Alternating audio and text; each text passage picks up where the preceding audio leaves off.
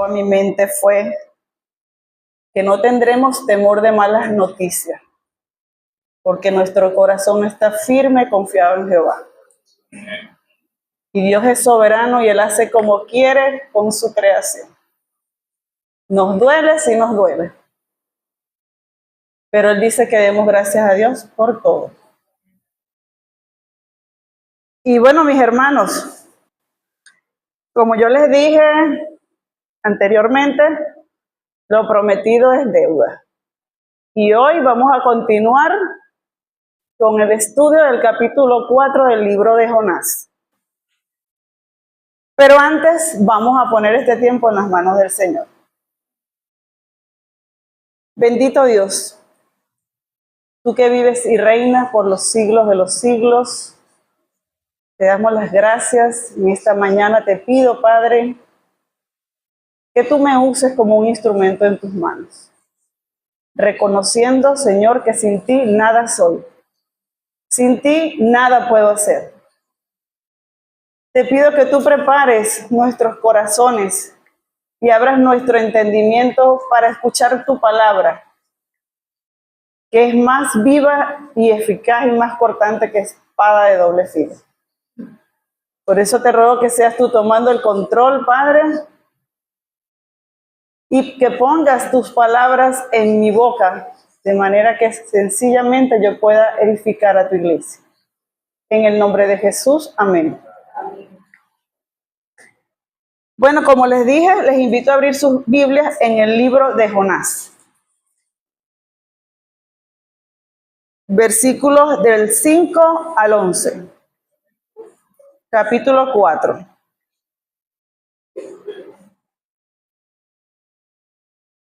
Del 5 al 11. Dice así. Y salió Jonás de la ciudad y acampó hacia el oriente de la ciudad. Y se hizo allí una enramada y se sentó debajo de ella a la sombra hasta ver qué acontecería en la ciudad. Y preparó Jehová Dios una calabacera, la cual creció sobre Jonás para que hiciese sombra sobre su cabeza y le librase de su malestar. Y Jonás se alegró grandemente por la calabacera. Pero al venir el alba del día siguiente, Dios preparó un gusano, el cual hirió la calabacera y se secó. Y aconteció que al salir el sol, preparó Dios un recio viento solano, y el sol hirió a Jonás en la cabeza, y se desmayaba y deseaba la muerte, diciendo: mejor sería para mí la muerte que la vida. Entonces dijo Dios a Jonás: ¿tanto te enojas por la calabacera? Y él respondió: mucho me enojo, hasta la muerte. Y dijo Jehová: tuviste tú lástima de la calabacera, en la cual no trabajaste, ni tú la hiciste crecer, que en espacio de una noche nació, y en espacio de otra noche pereció. ¿Y no tendré yo piedad de Nínive, aquella gran ciudad donde hay más de 120,000 personas que no saben discernir entre su mano derecha y su mano izquierda, y muchos animales? Con estos versículos, hermanos, nosotros concluimos este libro tan corto, pero tan sustancioso, que desde el primer capítulo hasta este capítulo que vamos a concluir, habla de la misericordia de Dios. Podemos ver la misericordia de Dios obrando en cada capítulo. Por eso el tema principal de este libro es la misericordia de Dios. De manera que si a ustedes le llegan a preguntar ¿de qué trata el libro de Jonás?, ustedes puedan decir con seguridad: trata sobre la misericordia de Dios. Y por eso, hermanos, todos nosotros debemos creer que Dios es misericordioso. Y la misericordia es ese amor con lástima, mejor dicho, esa lástima que tiene Dios para con nosotros, pero que no se queda en el solamente pobrecito, sino que acciona. Aún lo más pecaminoso que nosotros podamos ser, Dios no desprecia un corazón humillado. Entonces, este es el libro que vamos a estudiar. Y para mí ha sido un libro maravilloso donde nos confronta a nosotros lo que hay en nuestro corazón. Porque para nosotros todo está bueno dentro. Pero cuando lo leemos nos damos cuenta de que así como Jonás, nosotros actuamos a veces. Entonces, antes de iniciar, yo les voy a hacer un breve resumen de lo que estudiamos anteriormente. Sucedió que por medio de la predicación de Jonás a Nínive, recuerden que Nínive era una ciudad enemiga de Israel. Y Jonás era israelita. Es decir, ellos eran enemigos. Ahora, ¿pueden hacer algún bien los enemigos a nosotros? Ninguno. Eran asesinos, eran ladrones. Esa ciudad era llamada ciudad de ladrones. Eran perversos. Sus manos estaban llenas de rapiña. Todo eso lo hacían los ninivitas al pueblo de Israel. Por supuesto que Jonás tenía ese sentimiento hacia ese pueblo. Pero fíjense que Jonás predicó y hubo una conversión masiva. Ojalá nosotros pudiéramos predicar donde estemos y que masivamente se conviertan a Cristo. Y eso es un motivo de gozo para el cristiano. Es un motivo de alegría que nosotros podamos ver que nuestros enemigos se convierten al Dios vivo y verdadero. Pero para Jonás no fue un motivo de gozo. Jonás se enojó en extremo. Estaba triste porque Dios había mostrado misericordia a ese pueblo. Aún sabiendo que él había sido objeto de la misericordia de Dios. Pero él estaba molesto.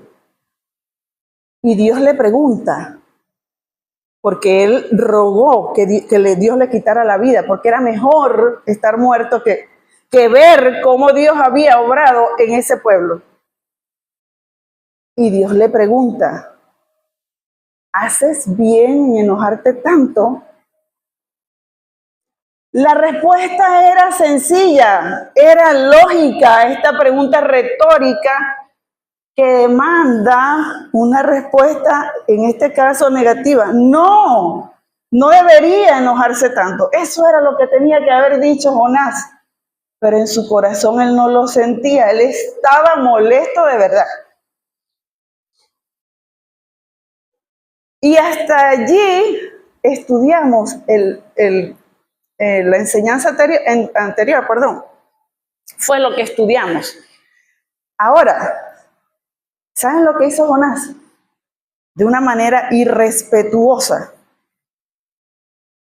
de una manera altanera. Agarró como una persona cuando está molesta, agarró, abrió esa puerta, tiró la puerta y salió. Eso fue lo que hizo Jonás. Y como toda narrativa, en este episodio tenemos un problema, tenemos un tratamiento y un resultado. El problema aquí lo vemos en el versículo 5. Dice, y salió Jonás de la ciudad. El problema es que él salió. Ahora, ¿hay algún problema en que él haya salido de la ciudad? Sí. Porque él tenía que haberse quedado allí a enseñar a ese pueblo a guardar los mandamientos de Dios. ¿Qué hizo? Salió de la ciudad. Nosotros, cuando presentamos el evangelio y la persona se convierte, nosotros no podemos salir de la ciudad. Nosotros tenemos que quedarnos para enseñar a esa persona a guardar los mandamientos de Dios, como dice, ir y hacer discípulos a todas las naciones. No nos dice a tu familia solamente, al amigo que tú amas, no, a nuestros enemigos, a los que nos han hecho daño. ¿O alguno aquí ha salido ileso? No, a veces tenemos enemigos de gratis, pero a esos nosotros tenemos que predicarle y si se convierte, enseñarles a obedecer. Pero Jonás salió de la ciudad. Pero no crean que eso se quedó así. Imagínense que un padre le dice a su hijo, o lo está reprendiendo y el hijo sale, da un portazo y se va y no le responde, le da la espalda. Eso no se queda así. Y más adelante vamos a ver qué fue lo que hizo Dios ante esta irreverencia de Jonás, que aún habiendo cometido esta falta, Dios lo ama, pero Dios también es justo. Entonces vamos a ver lo que Él va a hacer. Entonces, ahora, ¿cuál debió ser la actitud de Jonás? Quedarse. Pero ¿saben por qué no se quedó? Porque dice aquí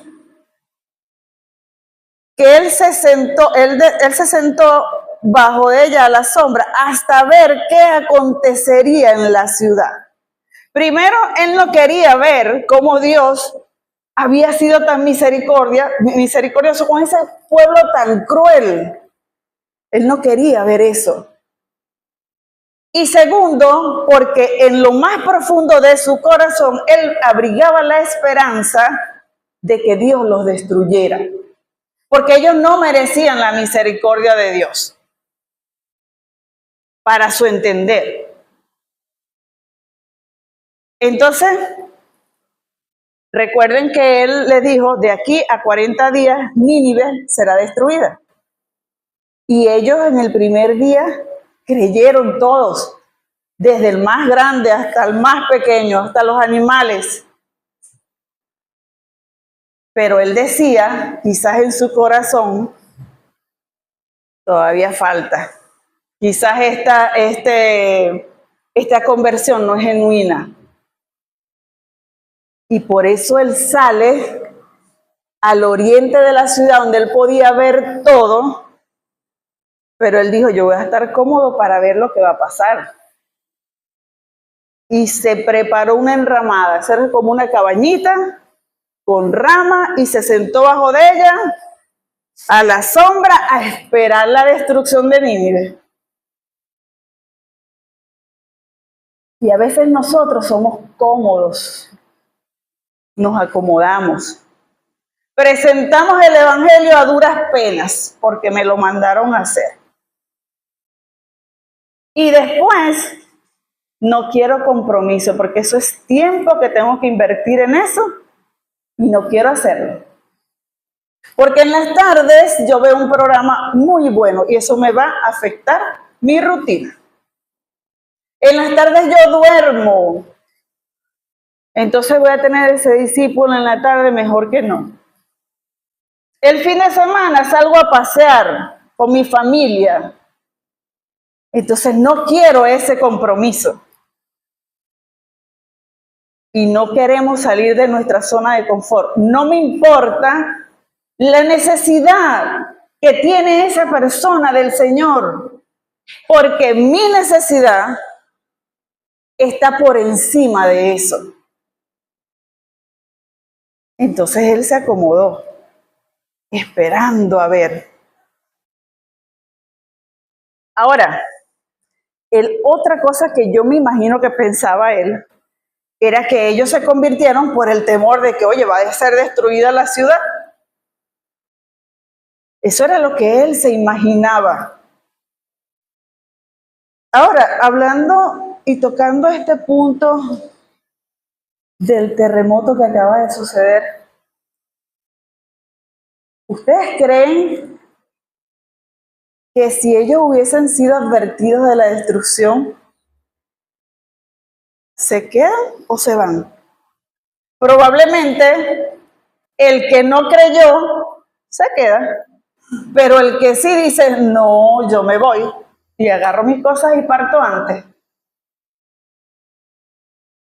Quizás eso era lo que pensaba Jonás. Lo hicieron por temor, pero van a volver a hacer lo mismo. Y él se sentó, pero ahora veamos cuál es el tratamiento que Dios le da a este problema que tiene con Jonás. Fíjense, ese tratamiento lo vemos desde el versículo 6 al versículo 8. Aquí vemos, hermanos, la providencia divina. Dios provee para las necesidades de los creyentes. Además, Él cuida y vigila con cuidado a su pueblo. Y dice aquí, y preparó Jehová Dios una calabacera. Lo vemos en el versículo 6. La palabra preparar significa ordenar, disponer. Y Dios es soberano en el cielo, en la tierra, en todo lugar. Él domina los peces, domina los animales, domina las personas, domina sobre todo. En el 7 dice, Dios preparó un gusano. Y en el 8, Dios preparó un recio viento y solano.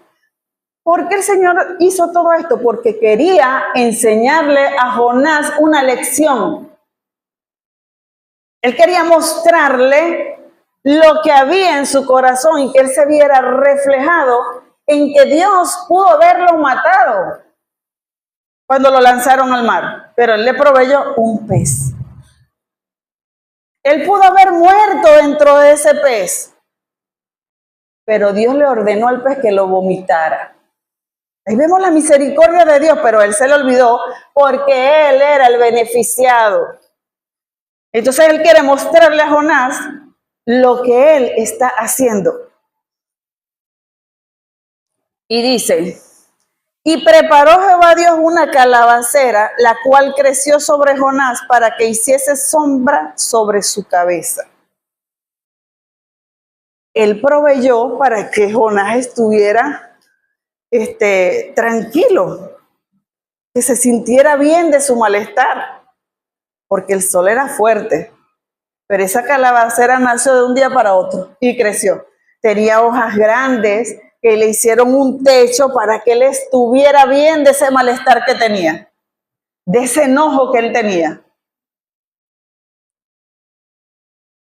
Aunque su propósito era que él sintiera el bienestar, también él quería enseñarle esa lección. Oye, ¿estás feliz porque te puso una calabacera? Lo dice aquí. Y le librase de su malestar. Y Jonás se alegró grandemente por la calabacera. ¿Ustedes habían visto a Jonás aquí alegre? No, pero era para mi beneficio. Se alegró porque tenía la calabacera. Así voy a estar mejor viendo lo que va a suceder. Dios lo prepara. Y a veces Dios nos prepara cosas para que nosotros estemos plácidos. Pero no se crean que es para que nosotros estemos plácidos mucho tiempo, no. Ahora, en el versículo 7, Dios preparó un gusano. Te sientes bien y estás contento porque te estoy dando bienestar. Ok. Ahora dice que Dios preparó un gusano El 7 dice, pero al venir el alba del día siguiente, es decir, el amanecer, Dios proveyó un gusano para que hiriera en el tallo y se secara.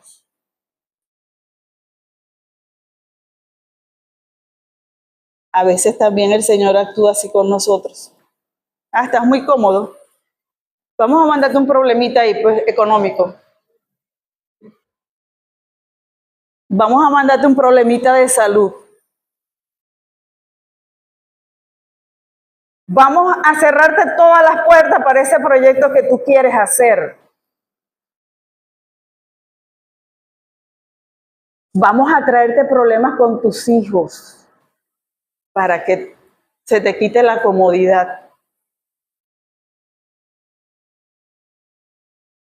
Y vemos en el versículo 8. Y sobre todo, hermano, o sea, a mí me llama la atención cómo Dios es soberano en todas las cosas. Que en Proverbios 34, dice, ¿quién subió al cielo y descendió? ¿Quién encerró los vientos en sus puños? ¿Se imaginan los vientos en los puños de Dios? Eso es grandioso. Yo trato de imaginármelo y no puedo. No puedo imaginarme cómo Dios los vientos los atrapa en un puño. Y eso fue lo que él hizo aquí. O sea, es impresionante. Además dice, ¿quién ató las aguas en un paño? Las aguas, imagínense, los océanos, los mares, los ríos, las quebradas, todo, en un paño. ¿Y quién afirmó los términos de la tierra? ¿Cuál es su nombre? Y el nombre de su hijo, si sabes. Es impresionante cómo Dios gobierna en la naturaleza, cómo Dios gobierna en todo. ¿Y quién puede decir que sucedió algo que el Señor no mandó? Muchos quizás estarán diciendo ahorita, oye, Dios, ¿y por qué permitió este terremoto? Y dice que Dios es amor. Dios es soberano. Y nosotros no tenemos que estar discutiendo con Dios por qué hace las cosas o por qué eres misericordioso con uno y con el otro no. Eso no es asunto de nosotros. Y ahora en el versículo 8 dice, y aconteció que al salir el sol, amaneció sin la sombra, pero que al salir el sol preparó Dios un recio viento solano.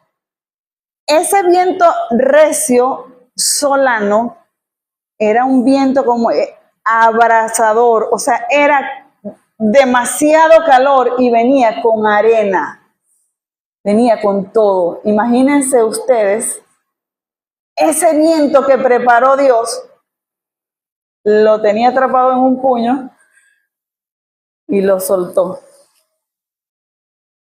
Para que él sintiera, lo hizo con toda la intención. Oye, hermanos, Dios es grande. Dios es grande. Y como dice en su palabra, horrenda cosa es caer en manos del Dios vivo. Y dice, y el sol hirió a Jonás en la cabeza y se desmayaba y deseaba la muerte. Nosotros hemos sentido un poquito de este sol de Guayana. Y ahorita que salgo a trabajar con Omar, siento lo que ellos sentían y yo los veía llegar a él y a mi hijo y les decía, ¿por qué ustedes vienen así? Porque ustedes vienen tan rojos como un tomate y vienen sudados y acalorados. Ellos me decían, claro, lo que pasa es que tú estás aquí en el aire, pero sal para que veas a pleno mediodía cómo está el sol, a la 1, 2 de la tarde. Tremendo. Ahorita yo lo estoy sintiendo. Es fuerte. Y cada día le doy gracias al Señor mi Dios por mi esposo que diligentemente sale a trabajar para proveer a su familia.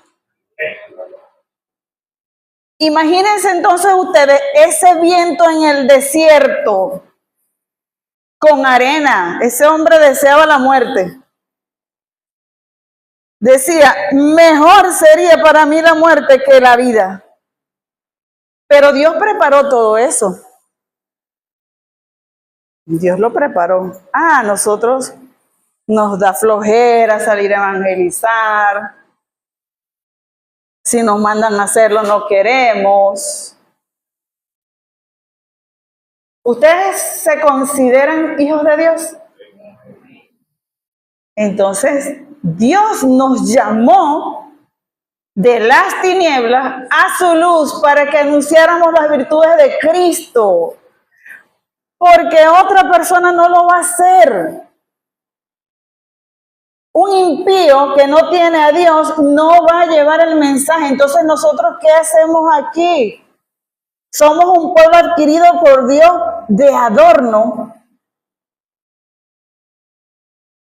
Que otro haga el trabajo. Y yo he escuchado. Y no lo digo porque me lo estoy imaginando, no, lo he escuchado. No, yo le presenté el evangelio. Pero discipúlalo tú porque yo no sé. ¿Y qué no sabe? ¿Qué no sabe si todo está aquí en la palabra? O si no sabes mucho, háblale de Cristo, háblale de lo que hizo en tu vida. No queremos hacerlo. Entonces, fíjense lo que Dios hizo con Jonás. Lo sacó de su comodidad. Queremos nosotros, hermanos, que Dios haga esto con nosotros. ¿Cuál es nuestra misión como creyentes? Ganar almas para Cristo. Esa es nuestra responsabilidad. No es de más nadie, hermano. De cada uno de nosotros.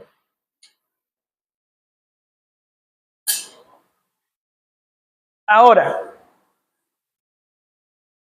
dice él, mejor sería para mí la muerte que la vida. Oye, él estaba sintiendo en carne propia el malestar, pero él estaba feliz cuando al principio tenía todo muy cómodo, ahora está deseando la muerte. Y fíjense, hermanos, el resultado de lo que Dios iba a hacer con esta lección lo vemos desde el versículo 9 hasta el capítulo, desde el versículo 9 hasta el versículo 11. Vemos el resultado. Dice, entonces dijo Dios a Jonás. Dios es soberano, Dios es poderoso. Dios sabía que con esta lección, él sabía cuál iba a ser la actitud de Jonás. Pero él quería mostrarle algo importante que debemos tener todos nosotros y que él no lo tenía en ese momento. No tenía ni una pizca de misericordia por los enemigos de Israel, por los ninivitas, no la tenía. Y dice él, entonces dijo Dios a Jonás, ¿tanto te enojas por la calabacera? Es como que si le decía, ¿te parece bien enojarte porque la planta se murió?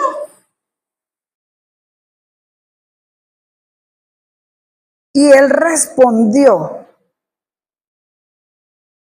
mucho me enojo, hasta la muerte. Seguía.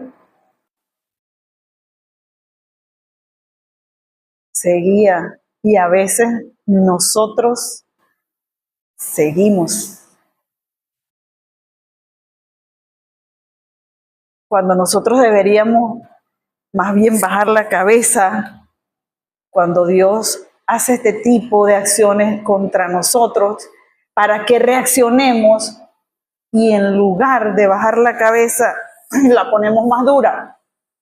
No voy a salir a evangelizar porque no quiero. Y ya.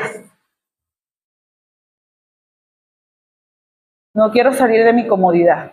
Me molesta tener que salir bajo el sol, bajo la lluvia, a tocar la puerta y nadie me abre.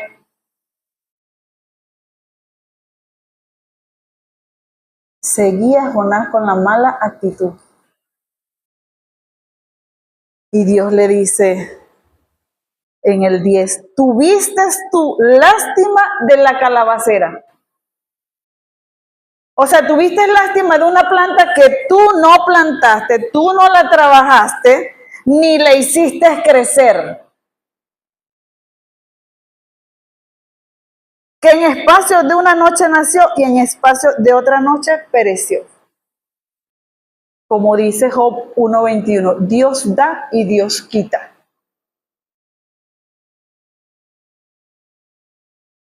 Es decir, Dios hizo crecer rápido esa planta, pero la hizo morir rápido también. Jonás no hizo nada allí. Pero él tuvo lástima de una planta. A veces nosotros tenemos mucho más lástima por una posesión que por un alma. Nos preocupa más el televisor pantalla plana, el más grande, que las almas. Nos preocupa más, quizás, que no tengo el zapato de última moda, que ocuparnos de la necesidad que hay en el pueblo, aquí en Puerto Ordaz. No nos vamos a enfocar en el resto de la nación, vamos a enfocarnos aquí nada más. En la necesidad que hay en la calle cuando vemos cómo la gente se expresa, las cosas que hacen, pero vivo en mi comodidad y me interesa más vestir a última moda, me interesa más tener el último televisor, me interesa más tener el carro último modelo. No, eso no está mal, pero las personas deben estar por encima de nuestras necesidades. Porque déjenme decirles, hermanos, que nada de lo que nosotros tenemos aquí nos lo vamos a llevar. Y este ejemplo del terremoto no es que lo quiero tomar como que, bueno, está bien lo que sucedió, no. Dios conoce mi corazón. Pero fíjense, hay personas que lo perdieron todo. Hay personas que murieron allí, que todo quedó, todo lo que tenían allí quedó. Eso es terrenal, eso es pasajero. Nosotros debemos enfocarnos en que somos un pueblo escogido por Dios. ¿Qué quiere decir eso? Que esta tierra no nos pertenece. Nada de lo que hay aquí nos pertenece. Nuestra ciudadanía es en el cielo, no es aquí.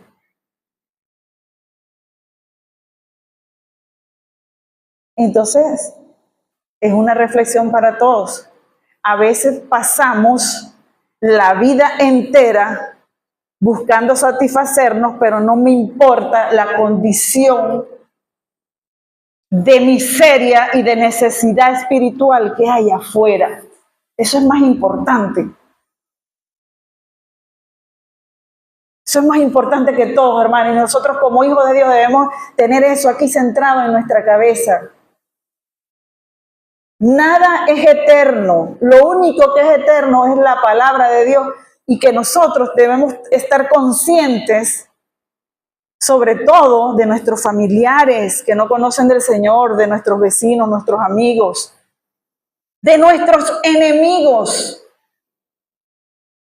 Si usted tiene algún enemigo por allí que le ha hecho bastante daño, es un reto ir y llevarle el evangelio, las buenas noticias de salvación. Qué maravilloso sería que ya ese enemigo no me va a hacer más daño. ¿No creen que es bueno? Es bueno, por lo menos no, a mí me estafó, pero no va a estafar ni aquel, ni aquel, ni aquel, ni aquel. ¿Por qué? Porque hay temor de Dios en él. Pero el corazón egoísta de nosotros es que ese enemigo que me hizo daño, ese que me estafó, yo lo que quiero es ver su destrucción. Yo no quiero que Dios lo restaure, yo no quiero que Dios tenga misericordia de él, sino que pague por lo que hizo. Imagínense que Dios nos ponga a pagar a nosotros también por lo que nosotros hemos hecho. De eso se trata la misericordia de Dios. Y Dios tiene misericordia de quien Él quiere. Nosotros nos vamos a condicionar a Dios. Haz esto y haz lo otro. Y eso era lo que Jonás quería. Condicionar a Dios. Mira, ¿no te das cuenta que ese pueblo es enemigo tuyo? De tu pueblo Israel, es enemigo de nosotros. ¿No te das cuenta? Y aquí en el versículo 11, hermanos, Dios muestra su impactante soberanía sobre todo. Y él dice, y no tendré yo piedad de Nínive. Tú tuviste piedad de una mata que tú no sembraste. Ni tuviste que ir a regar, ni tuviste que acomodarle. No. Y no voy a tener yo piedad de Nínive, aquella gran ciudad donde hay más de 120,000 personas que no saben discernir entre su mano derecha y su mano izquierda. Ellos no sabían diferenciar lo bueno de lo malo. Ellos tenían una ceguera espiritual. No sabían lo que estaban haciendo. Y nosotros estuvimos ciegos espiritualmente, entenebrecidos. Y Dios tuvo misericordia de nosotros, que no sabíamos discernir de nuestra mano derecha con respecto a la izquierda. Tú tuviste lástima de una planta que perece, que no es eterna. No voy a tener yo lástima de este pueblo de Nínive, que yo creé. Entonces ahí vemos el contraste de lo que Dios le quiere mostrar a Jonás. Tú te alegraste por la calabacera. O vamos a verlo desde otro punto de vista. Él se enojó con Dios porque mostró misericordia a Nínive. Y se enojó en gran manera porque la calabacera murió.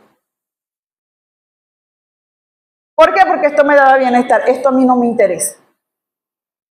Entonces Dios le dice, tú no trabajaste en esto, ¿verdad? Y estás molesto. Yo que hice esto, que lo salvé, entonces te molesta porque yo lo salvé. ¿Vieron el corazón egoísta de Jonás? Y Dios le responde, sí, voy a tener lástima de ese pueblo, te guste o no te guste. Y eso va con nosotros. Cuando nosotros nos sentamos, así como Jonás, a ver ese que me hizo daño, yo voy a ver cómo Dios le va a hacer, porque estamos esperando es que Dios lo destruya. Vamos a ver lo que va a hacer Dios. Yo lo que quiero es que lo destruya allí.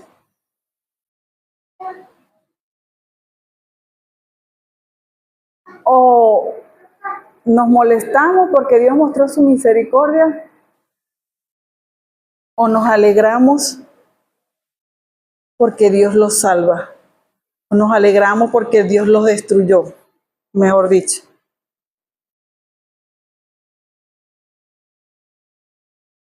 Estudiando este libro, hermanos, a mí siempre me ha llamado la atención el libro de Jonás, siempre. Y en ciertos puntos la palabra nos enseña.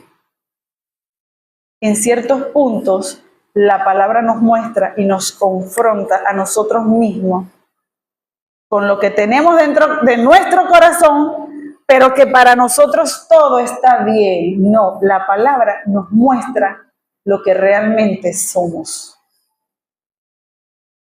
Entonces no esperemos condicionar a Dios para que destruya a los que nos han hecho daño. Y cuando veamos que Dios le ha mostrado misericordia a esa persona que nosotros pensábamos que no la merecíamos, más bien alegrémonos, porque ese debe ser el sentir de nosotros como creyentes. Que el pueblo se convierta de sus malas cosas, de sus pecados. ¿Ustedes han visto Puerto Ordaz está bien? ¿Ustedes ven que Puerto Ordaz está chévere? O sea, ¿todos tienen temor de Dios? No, cada vez hay cosas peores. No hay temor de Dios. Entonces, ¿qué debemos hacer nosotros, hermanos? Clamar a Dios por misericordia. No solamente para nuestros familiares, nuestros amigos y los más amados, no. Sino también por nuestros enemigos. No es fácil, no es, pero Dios nos los manda. Entonces, tengamos una actitud contraria a la que tenía Jonás. Vayamos a llevar las buenas nuevas de salvación. Ese es nuestro propósito de vida. Como decía Pablo, para mí el vivir es Cristo, el morir es ganancia. ¿Algo así? O sea, yo pensaba, reflexionando en todo lo que está sucediendo, si muero, me voy con el Señor. Y estoy mejor. No estamos viendo estos terremotos, no estamos sufriendo, no estamos nada.